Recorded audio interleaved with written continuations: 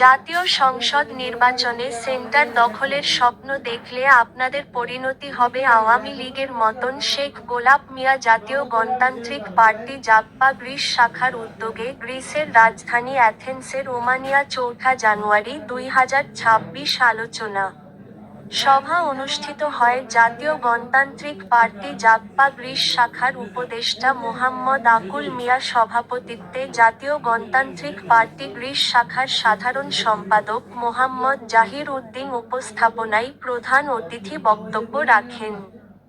জাগপা কেন্দ্রীয় নির্বাহী কমিটি সহ আন্তর্জাতিক বিষয়ে সম্পাদক জাগপা গ্রিস শাখার সভাপতি শেখ গোলাপ মিয়া বক্তব্য রাখেন। জাগপা গ্রিস শাখার সাংগঠনিক সম্পাদক মোহাম্মদ আলমগীর মিয়া, মোহাম্মদ রাজন মিয়া, মোহাম্মদ লিলো মিয়া, মোহাম্মদ হারুন মিয়া প্রধান অতিথি বক্তব্য শেখ গোলাপ মিয়া বলেন, ২০২৪ সালের ছাত্র জনতার বিপ্লবের মাধ্যমে আমরা ফ্যাসিবাদ মুক্ত বাংলাদেশ পেয়েছি।